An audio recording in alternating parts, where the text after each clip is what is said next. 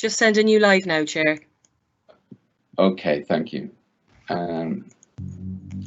So if we can make a start then, with apologies for absence. Pamela, are there any apologies? No apologies, Chair. Okay, thanks for that. Item 2, any declarations of interest? No? Okay, so no, if we can note that, that'd be great. Minutes from the last meeting. If I can go through the pages one by one. If you can shout out if you've got any amendments. Page 3, 4,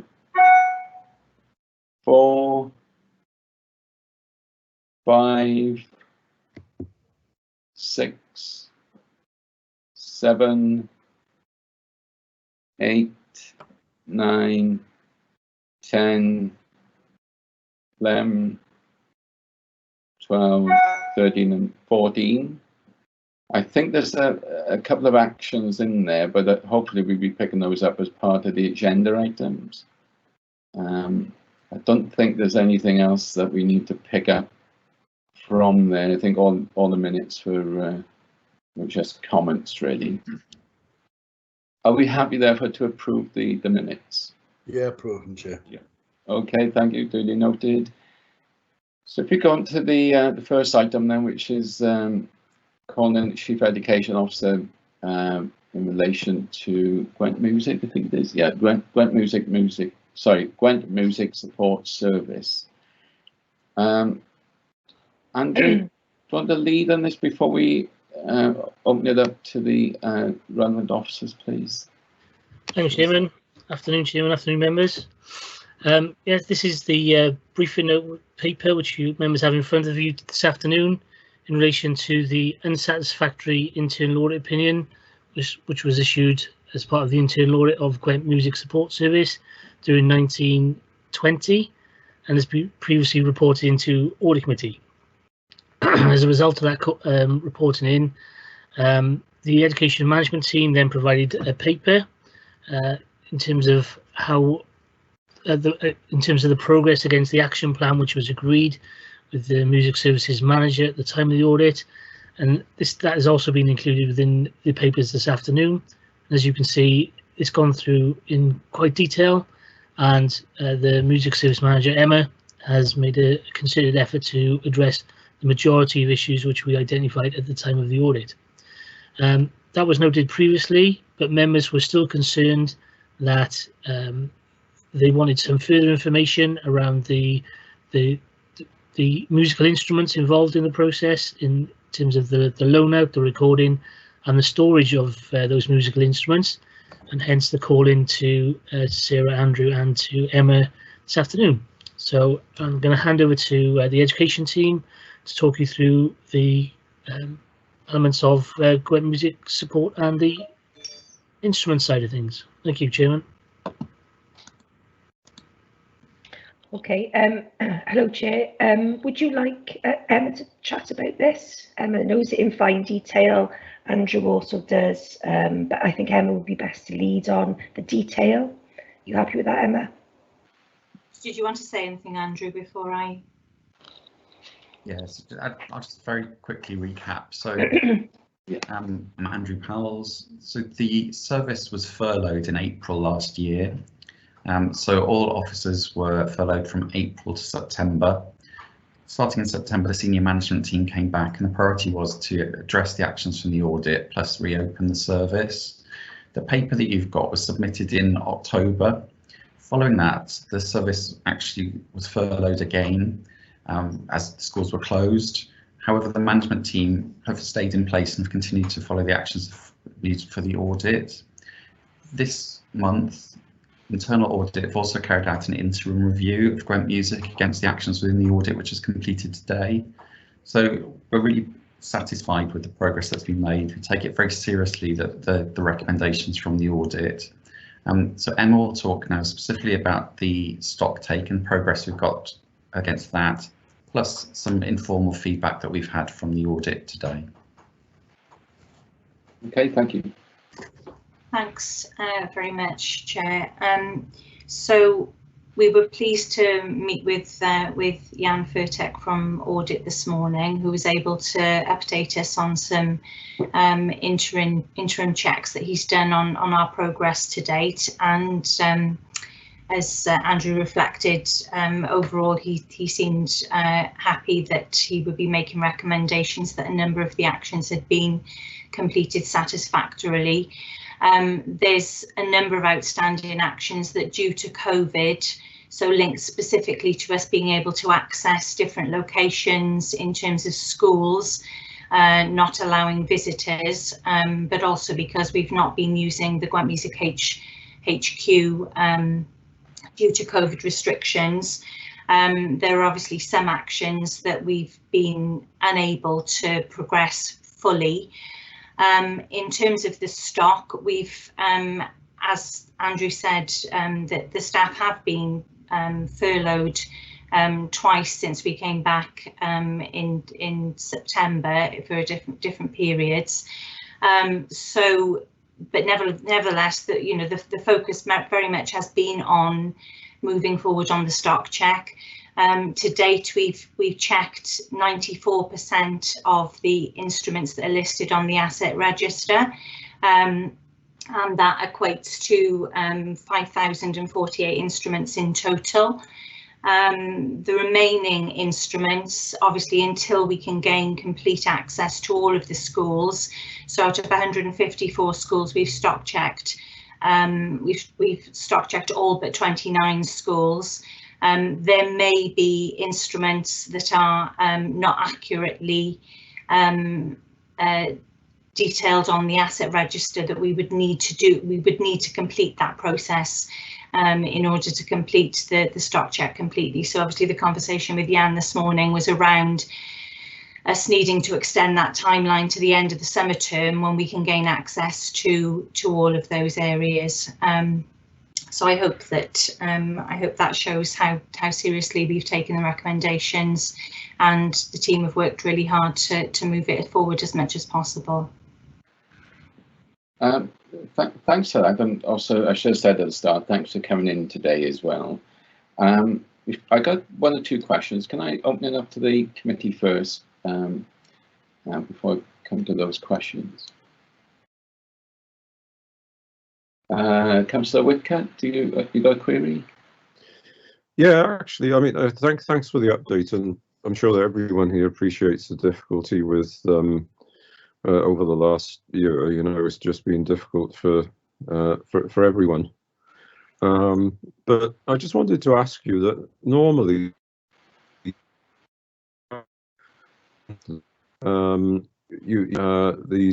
these stock takes or stock checks, because I can see that it says that the last instrument stock take was completed in September 2017 to April 2018, which is three years ago, and that seems to me to be a very long time.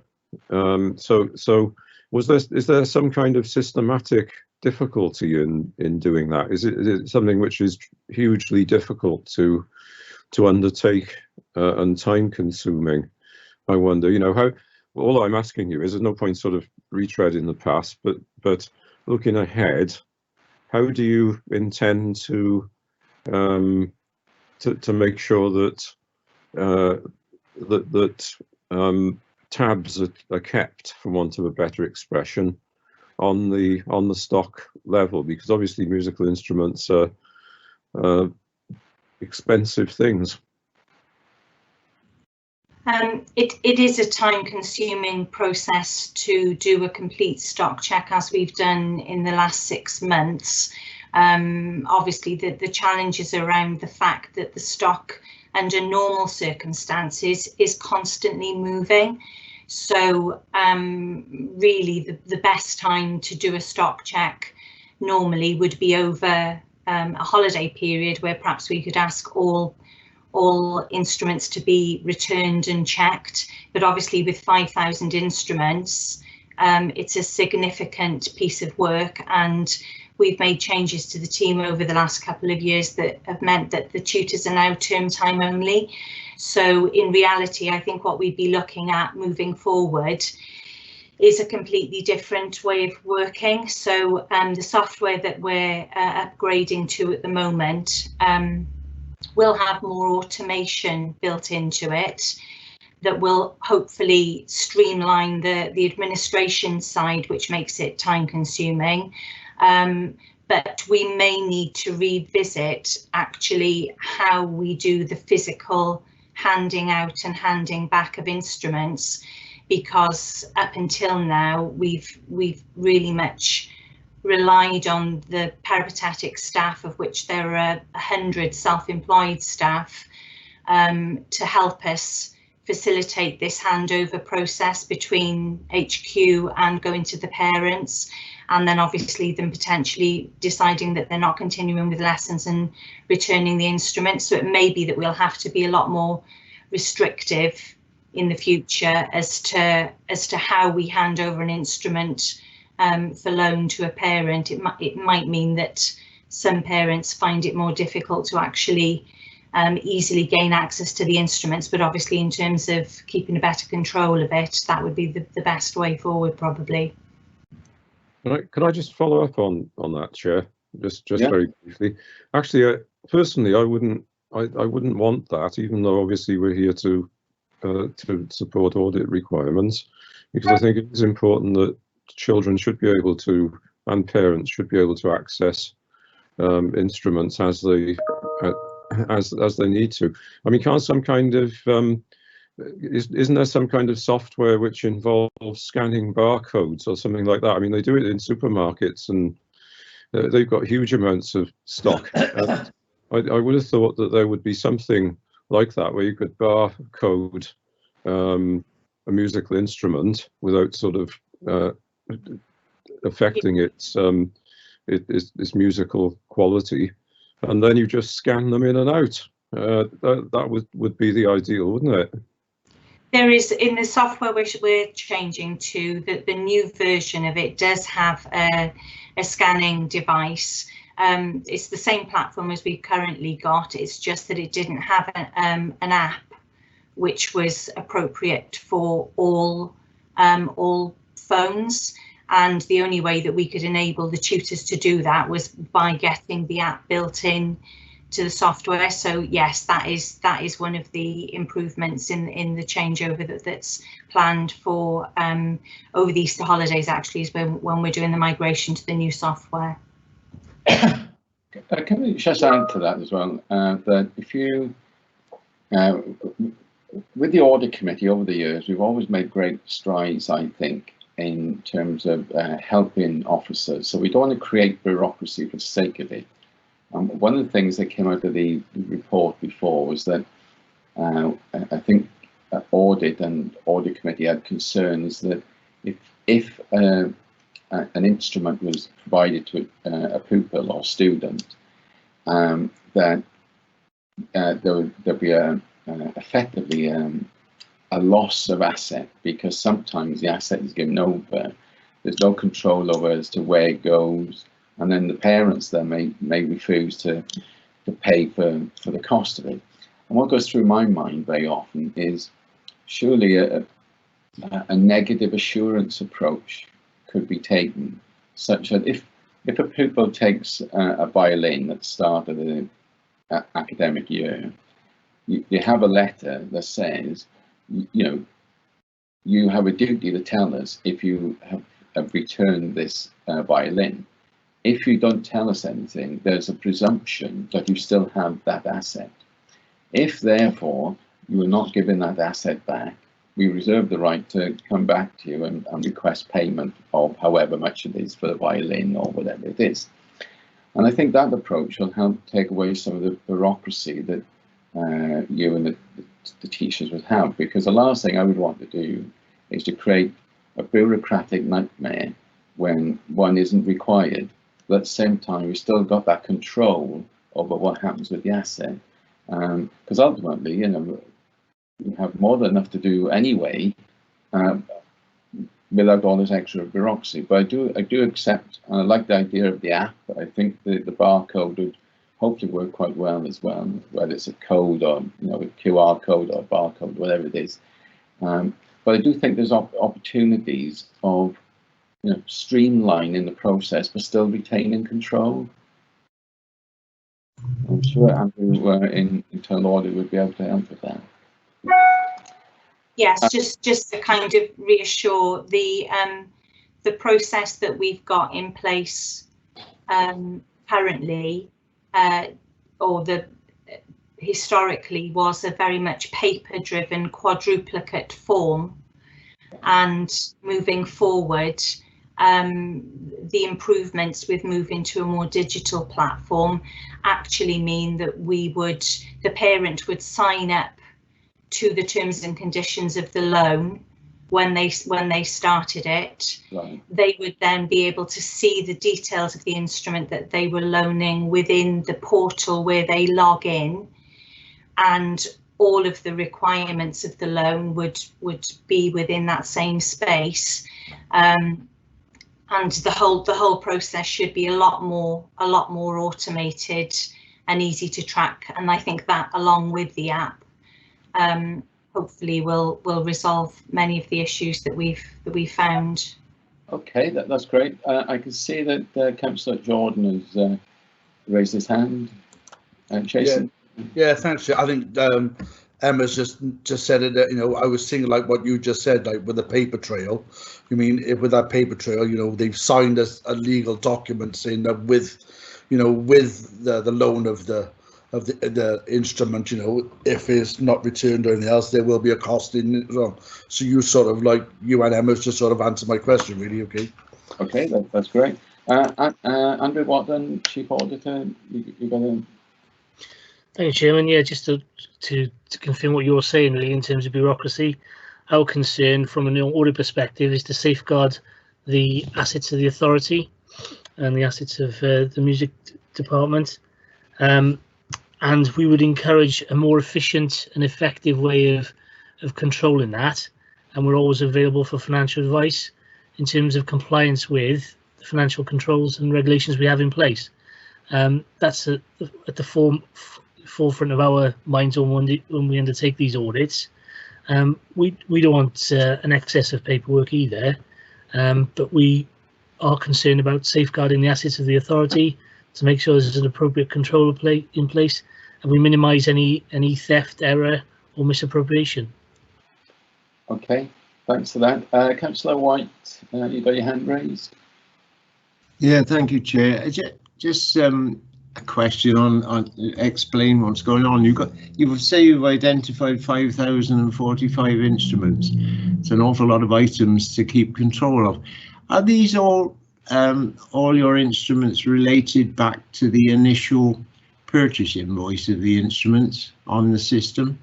And if you purchase new instruments, could they go on the system so that you then got it in place there? Thank you, Chair. Yes, so in 2016, we transferred an export of the original asset register that was on an access file over onto Parator, which is our main system that we use for functioning lots of level of the service. And in that period, any new purchases were automatically added to Parator, but part of the challenge in doing this stock check has been to review all of the data that was transferred in 2016 to make sure that everything that there wasn't any duplication and that all of the records were actually up to date. So going forward, any purchases, the processes as they would be received and purchased through IPROC, they'd automatically be logged on the system. Okay, that's great. Andrew Watson, do you want to come back with anything? Thank you, Chairman. Yeah, I mean, one of the issues we picked up as part of the original audit was that some of the instruments had been on loan for a considerable amount of time, sometimes longer than the child was actually in school. I was wondering what Emma has actually done to address that situation, please. Yes, thank you. So a lot of that was actually data that was inaccurate, rather than the instrument was actually physically with that child or young person. So again, it was a sort of a an oversight and an error in us being able to keep on top of keeping the database up to date. But I think now that we've confirmed the location of 5,000 instruments, and we know that they're largely, as a result of COVID, they're largely in East Bank Road or in Gwent Music HQ. We've only actually got 280 live loans with pupils at the moment, because we're currently operating at less than 10% of our normal pupils. So we've confirmed 100% of those loans that are currently live are with pupils that are in school. I believe there are 6 loans that are outstanding with university students, but they are university students that support our ensembles and are studying music at the moment. So they're loans that we've approved on the basis that they're still supporting the service through playing for us at the moment. Just one last question from me. Out of all those 5,000 instruments we've now accounted for, as part of that exercise, did you identify any that had to be written off? And if so, how much? Yeah, so there are in the region of, I'm going to say 900 records that we haven't been able to confirm. I'm not convinced that those actually don't involve any duplication of instruments that we've logged, because although some brass and wind instruments have serial numbers, so we can confidently identify them on the system, but with a string instrument, there's no serial number. And we've used, over the last 10 years, there's been 3 different stickers that were used on instruments, and sometimes children would peel the sticker off, or the sticker would just fall off, and then a new sticker would be replaced, but sometimes without updating the number accurately. So there's a number of loans that equate to records that have never actually gone out to a pupil at all since we transferred the instruments over onto the system. So that would seem to indicate that they're either duplicates, or back in 2016 that data wasn't completely accurate at the point that it was transferred. So we would be writing to through Audit to Sarah to ask for approval for write-offs for whatever the eventual quantity of instruments are after we've completed the stock check in schools. Okay, Andrew, do you want to come back to that? Thank you, Chairman. And are you confident that you've now captured all instruments that you had within the service? Well, apart from the 29 schools that we've not been able to get access to yet, because then they're simply not allowing visitors in even to do a stock check. So I think until we've gone through that process, I couldn't say that we completed it. Okay. I suppose overall the good news is that the vast majority of the issues seem to have been addressed within the paper that's come to Audit Committee today, and it's good to see there's a lot of progress being made. So it'd be interesting now to see that last bit of work, I suppose, in terms of how much will have to be written off. But as Councillor Whitcutt said before, that's very much in the past, and then hopefully going forward we'll have a clean slate to work from. Are there any other questions from anybody else? Chair, if I might please, forgive me, I don't have the hand raise facility on this. Okay. One member touched on the financial liability to the authority the last time we briefly discussed this, and is that quantified, and what's the liability for the instruments that we're not sure of either their location or whether they should or shouldn't be written off. Because I really don't want to make a mountain out of a molehill. If we've lost a few instruments and it's a reasonable amount of money, well, I'm sorry, but we seem to be putting an undue burden on our officers to chase around the county the city finding these things. Yes, so we've taken out insurance. It's live on all of the 5,000 instruments that are in locations. We've activated insurance, and there's a full asset list with valuations, and that has been approved now by the brokers. Of the instruments that we haven't located, Audit's informed us that the council's depreciation of a 7-year grading down to 0 would apply. Obviously, the vast majority of the instruments that we're talking about are student instruments that, with wear and tear and being taken by children back and forth to school, multiple handovers over the years, I think we could safely assume that the residual value for them wouldn't be significant in terms of a write-off, because the vast majority are 7 years or older. In fact, we as a result of savings for the authority over the last couple of years, and from our joint authorities, the purchase of musical instruments, and certainly in the time I've been head of service, has been negligible compared to 15 or 20 years ago. And obviously there was a huge budget for buying instruments, and that's when the majority of the stock was bought. So I would say it's in excess of 10 years ago is when the majority of the stock was actually purchased. Mm. So obviously, Chair, the follow-on question is to Andrew. Does his audit report give due diligence to that? At the moment, Chairman, we're currently doing an interim, as Andrew mentioned previously. That hasn't been reported back to me yet.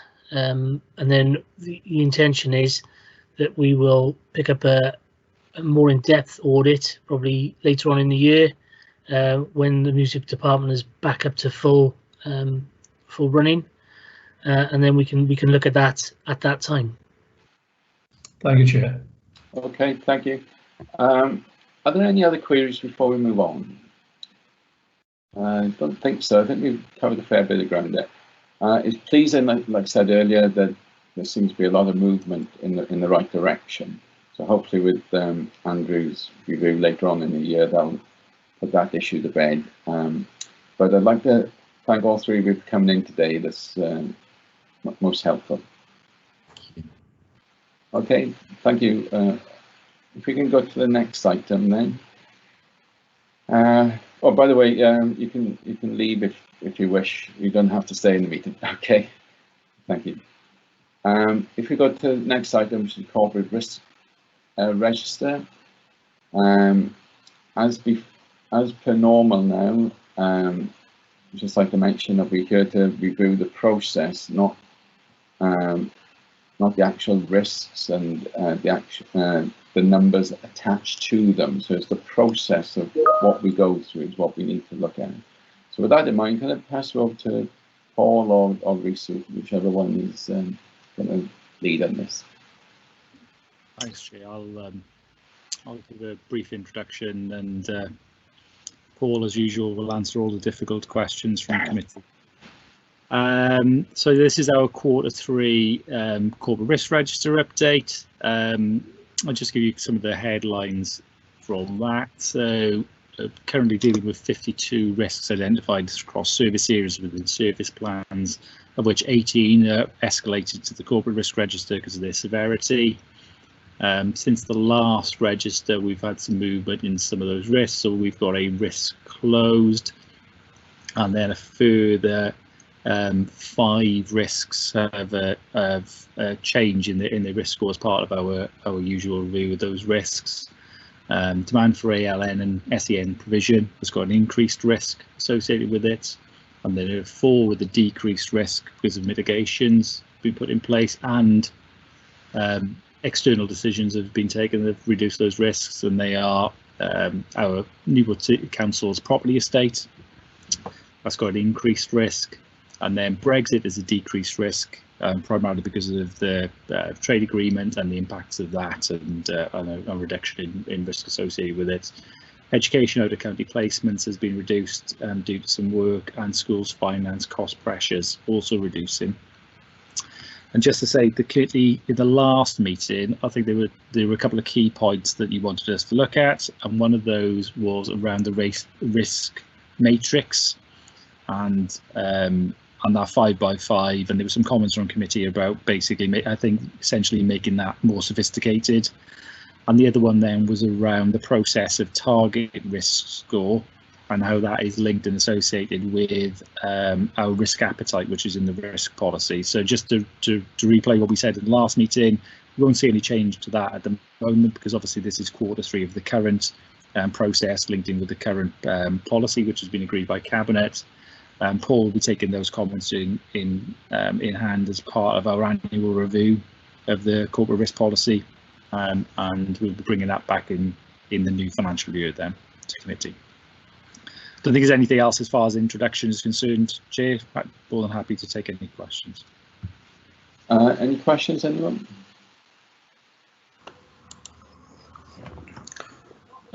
Yeah, Chair. Thanks, Chair. It's just like at the moment, with what's been going on with the pandemic and everything else, quite a lot of things have been stuck in the red area, and we just nobody knows what's happening at the moment. Really, it's just a bit of an observation, really. Okay. Councillor Houlihan, you're going to say something, I think, and then I've got Councillor Whitcutt. Thank you. Just on risk 11, schools finances cost pressures. I think we'll all agree that that is a risk, and a very significant one, but can't it be broken out to primary and secondary, and you might get a slightly more pleasant risk if you took the primaries, where I believe there isn't the same amount of financial pressure? Is that a process? I'm happy to take that comment back to the relevant heads of service, and they can consider that then. Thank you. Okay, Councillor Whitcutt. Thank you, Chair. It was I just wanted to refer you to page 35, if I could, which is the change in direction of risk score, and I just wanted to ask Rhys. It's dated the 16th of March. How do you manage to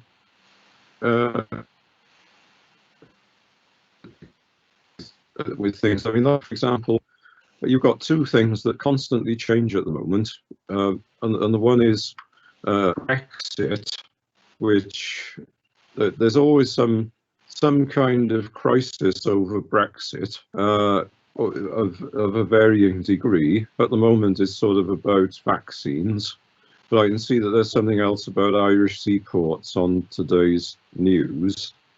So you said there that it's downgraded. I mean, this is a process question, really. And sort of looking at the other thing there about the red risk for the inclusion, I'm not asking you specifically about the scores or anything like that. All I'm asking you is, how do you manage to how frequently do you update this, or do you have to update it? And how do you sort of manage to keep on top of it? Because I should think it must be extremely. I should think it's a nightmare, to be perfectly honest with you. Okay, so look, I'll probably give an overview to that, and Paul will probably get down into the detail about the process. So obviously, within each of our service areas, so as a head of service, with each of our service areas, we're dealing with a whole series of risks of varying degrees. We've got some ones that are in the corporate risk register, but quite a lot of the risks we're dealing with on a day-to-day basis, and they come and go as we identify, mitigate, and overcome those risks. So, that is an ongoing process. We obviously update this do a formal review and update on a quarterly basis of it, but that's not to say that we don't look at it on a regular basis as we're going through. So it is a snapshot in time when we bring this into a report that is presented to both Cabinet and Audit Committee. So at that moment in time, it's the things that are happening then. So since obviously the end of Q3, other things have happened. So if you asked us again today to score those risks, there will be other things we need to take into consideration. So it's a living process, but obviously as part of our governance arrangements, we do this snapshot, Councillor Whitgift. So Paul, I don't know if you want to add anything into that. Yeah, it's just to say that, so as Rhys said, every quarter we go out to all the service areas and we ask them to update their risk scores and to consider the risks within their service area. We use a system called the Management Information Hub, which records all of the risks in there. And it's quite a simple process because the risk owners are responsible for their own risk, so they will go into the system to update their own risk scores. Once that process has been undertaken, I take a look and review all the service area risks, and I consider any risks that may reach a certain level and go back to service areas, query, make sure that they're correct and make sure that the commentary and the justification for those risks are sufficient and that they do truly reflect the risk scores which they've provided. Once that process has been completed, a report is also taken to the Council's corporate management team, which includes Rhys and all the heads of service and Bev, and they will consider any risks that need to be escalated or de-escalated from the corporate risk register. So they also get an overview and they will have to make a decision around certain risks that may need to be included or risks that need to be closed. So in Q3, a good example of that was the pressure on housing risk. A decision was made by corporate management team to close that risk and amalgamate it with another risk currently in the corporate risk register, because we recognised that the two were very closely linked and actually impact on each other, and it made more sense that they be joined together to reflect the overall risk for the housing area, because homelessness and housing are very much closely interlinked, and so therefore that decision was made. So yeah, it happens on a quarterly basis, and you know, it's quite a more robust process than perhaps what we had a couple of years ago when looking at the risk management of the organisation. I hope that satisfies your question there, Councillor. Yep, thank you, Chair. Yeah, you've got my sympathy, though. It could take an awful lot of your time if you constantly have. Okay. Kate, I think you raised your hand there. Thank you, Chair. I just wanted to ask you, do the heads of the service areas, do they think about the position across other councils? Thinking of something like, say, highways spending, you know, the amount that we have to invest in roads to meet standards and things. Would the situation, if all other councils were in a similar position, would that weigh on the, you know, to a lower risk, you know, if everybody's in the same boat on this? Am I explaining what I'm thinking properly? Yes, and can I give you a different example, because I can talk in more detail about that? Yes, certainly. Can I talk about the cybersecurity one, because I can probably answer the question by talking around that, because that's a very similar one. We do a lot of work with other local authorities and governmental bodies around cyber resilience and cyber security. So Paul Jones would do very similar things around highways. So the reason I'm using this example, because I can talk the detail about this one. So, you know, we'll consider what's happening in other areas and experiences from other areas as well. The sort of innovative practice they've got, the risks they've got, and the issues they've got as well. However, regardless of those issues happening elsewhere, it does not lessen or increase your own risk, because your own risk is to do with your own particular set of circumstances. So and cyber is a really good one, because I've talked about this previously at committee. You know, cyber, we are, I'd suggest, probably a bit ahead of the curve as far as our cyber security arrangements are concerned in Newport. However, that is still a significant risk for us, and it's a significant risk because of the other things going on in the world. So as much as we mitigate, other things happen, and they continually escalate that. If we stood still, that would be a risk we have to live with. So I suppose the answer is yes. We do look at other organisations. We do look at other local authorities in their situations. It neither lessens nor increases our risk, because actually those risks are particularly pertinent to us as an organisation, the way we operate, the budgets we've got associated with those particular areas, you know, our legacy, you know, because that's something else we have to live with as well. Just when you mentioned cyber, though, we are in a jointly delivered service, if I can put it that way, aren't we, with other councils? Yeah. With high and actually, we know that the risk with cyber will probably involve unknown forces doing unknown things. The only thing we can predict is that there's horrible little aspiring gremlins out there who want to destroy the whole lot. But if we think about the roads, it's unlikely that we're having to consider in the risk register little gremlins digging up the road surfaces, you know, and you know what I mean. So I just wondered if we're all in a situation where we got to spend, what is it, 80 million, or is it 800 million, 80 million on maintaining the adopted highways, you know, that it's a sort of proportionate thing, you know, if everybody's in that position. Yeah, no, I have difficulty borrowing extra money for that, you know.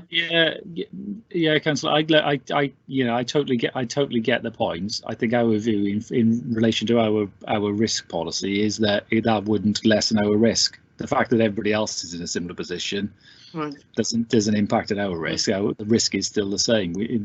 We understand the situation and the state of the highways network, and we understand the scale of the problem to resolve those. And you know, the fact that most of our neighbouring authorities are in very similar positions doesn't really impact on that. Thank you. Can I pass over to Councillor Hullery? You're on mute, sorry. You're on mute.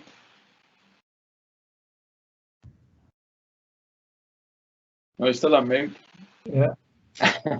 Sticking with a nice simple one, and with highways rather than Reese's cyber security, because I'm sure he can talk circles around us all with that one. If another neighbouring authority, or indeed one in any other part of Great Britain, say a particular form of asphalt failed on a road, all it would do was it would flag it up to the County Surveyor Society. They would check their inventory to see if they had that particular type of asphalt, and it would push up the risk until such time they can either check the composite of the asphalt or mitigate it by replacing the asphalt. It doesn't in any way affect on the cost. We're talking purely and simply about the risk of failure. We haven't identified the cost yet. That's the next stage along the line, or possibly the next, but 5 stages along. Excuse me, the line. Does that clear it up? Do you think, or have I just complicated it a bit more? No, I think that helps.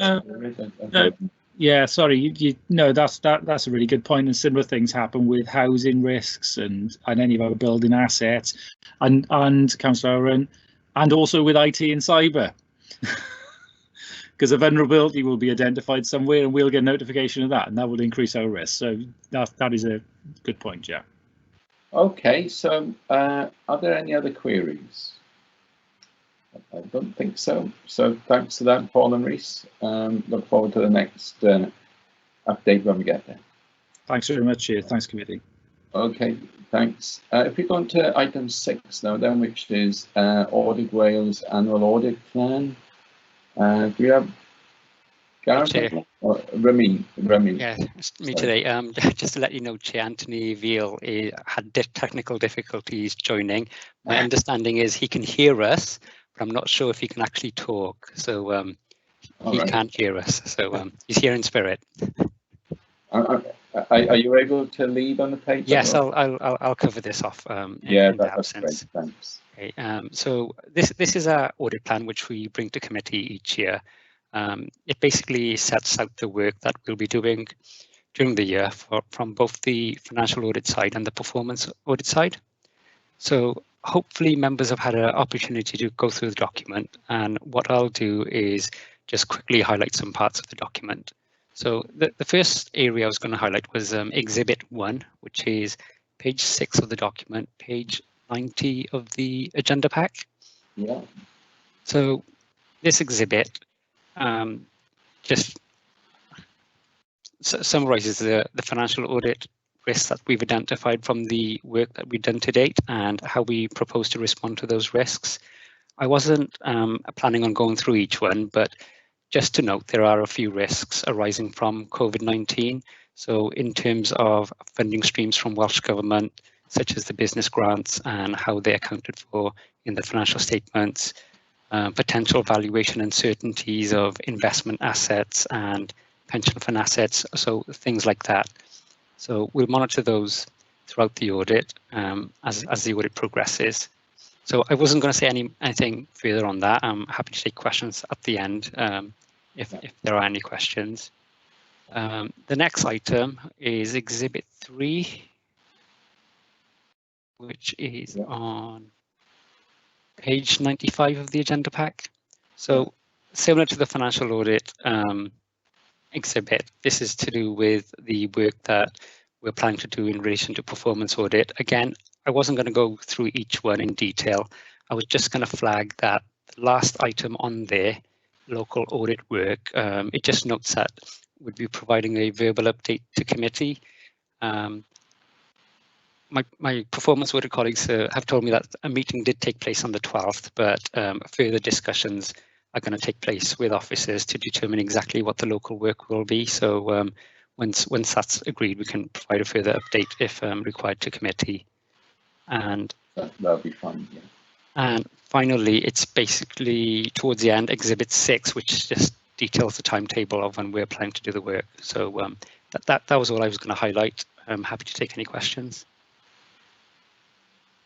Can I just confirm one query for me? That's all I've got. Are you going to stick to the original timetable, or are we going back to the end of September for sign off of the accounts? So at present, we're looking towards September for the signing off of the accounts. Would that be the end or the beginning? I think the audit committee is scheduled towards the end of September. Right. So I think that just gives a maximum capacity for everyone then to get through the work. That's okay, because I appreciate as well, we have a new we have an interim replacement for Owen, so I guess, and that might take a little, have a bit more impact as well, I guess, on the timetable. Okay, are there any queries from anyone? No? Okay, oh, Councillor White has got a query. Let me know. Thank you, Chair. Just a brief thing. I just wondered that because of the restrictions of meeting due to COVID, if things aren't completed on time, will there be any penalties imposed on Newport City Council? Not that I'm aware of in terms of financial penalties as such. The legislation as it stands basically says if a deadline is going to be missed, then the council needs to publish on its website the reason for missing the deadline. And as long as that's done, we can move forward then with no financial penalties as far as I'm aware.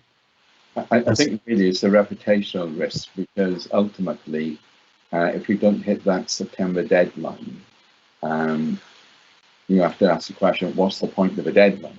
To me, I think it should be met on pain of death, really. And you could argue even that's not good enough, because there should always be a contingency plan behind it. So it's very much reputational, and if the organisation doesn't take it seriously, similarly with Audit Wales, then the whole structure of the governance really falls down, I think. Any other queries? No? So thanks, Remy. I think the next item is yours as well, item 7. Yeah, with item 7, again, Chair, I wasn't going to say much on this. The annual audit summary effectively summarises the audit work that's been completed since the last annual improvement report. So there's no real new information there to note. It's just this format now replaces what was separately the annual audit letter and the annual improvement report. So this has now been consolidated into one document. So everything here, I think, previously has been reported to either committee or cabinet. Just for information, then, really. Yes. Any queries from anyone? No. Sorry, Anthony Beale has actually sent me a message in relation to the last item. There will be no penalties. Welsh Government are given flexibility through to the end of November for getting the accounts done, which is very generous when compared to the Health Service, and Central Government, which I think have only had an extra 2 weeks or so. But so local government have had it easy yet again. So if we got, so dealing with item 7, annual audit summary, then are there any questions? No. Okay, thanks for that, Remy. So if we can, thanks for standing in the short notice. If we can go on to the next item, which is internal audit and satisfactory opinions. I think that's for you, Andrew. Thank you, Chairman. Yep. This is one of the regular reports I bring to Audit Committee for members' attention, and this is the 6-month update on the progress made against any unfavourable audit opinions that we've issued previously as part of our internal audit work and have presented to members of Audit Committee previously. In terms of a summary, this time around, there's a bit of an update to demonstrate improvement of opinions where we've done some follow-up work. There's an indication of that we need to do follow-up work next year, so it's carried forward from this year due to the COVID issues we've had. I will not be recommending to members to call in any heads of service or service managers at this juncture, and there's only one additional report to bring to members' attention this time round. There's only one unsatisfactory opinion has been issued since we last reported. So that's just the overview, Chair, and if I just very quickly run through, in 15-16 we issued 34 audit opinions, 8 of which were deemed to be unsatisfactory.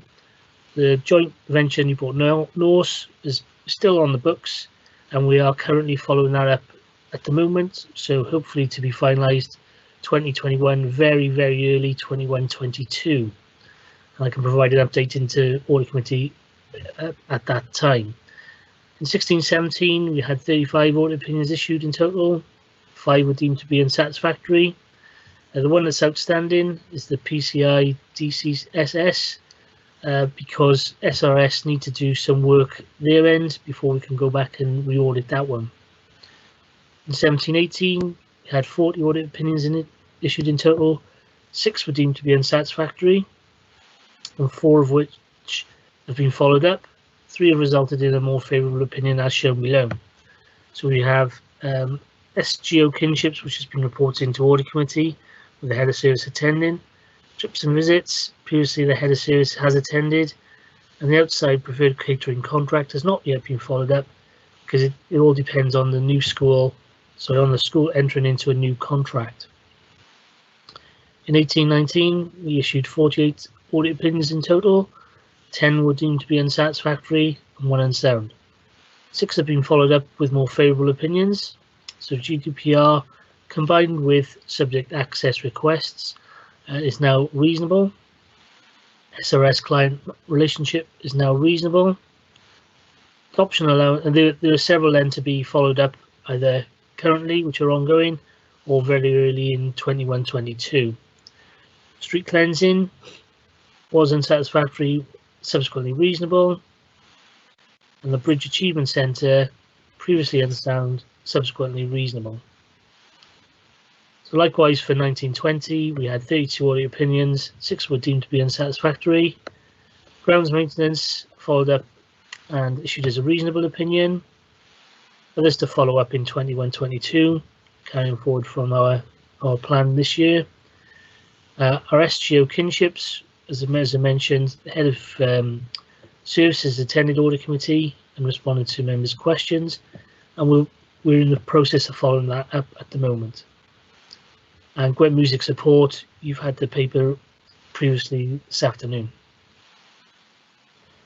The new report in 2021, we've issued 12 audit opinions so far, and 1 was deemed to be unsatisfactory, and that was the Newport City Dogs Home audit. And we will follow that up in our plan later on in 21-22. And what I've done, Chairman, is just outlined the key issues as to why that particular audit was unsatisfactory in the table below, which I don't intend to go into any detail. But that will then fall into our normal follow-up pattern, and hopefully report back to audit committee in due course once we've done the follow-up. I'm happy to take any questions, Chairman. Are there any queries from anyone?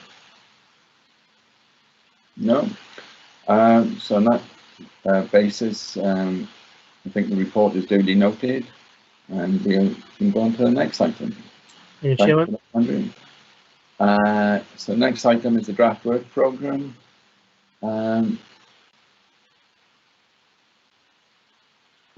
it's basically the same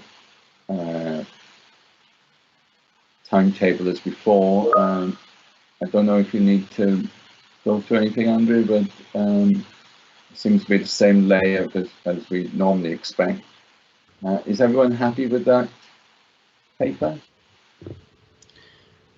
Chairman, yeah. We'll review it in the interim by the time the next audit committee is held, and just update it where appropriate. I'll talk with Pam on that one. Yeah. Okay, that's great.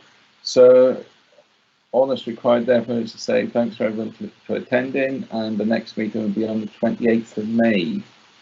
So have a good Easter, everyone. Yep. And cheers all. Thanks. Thanks very much. Yeah, have a good Easter, everyone.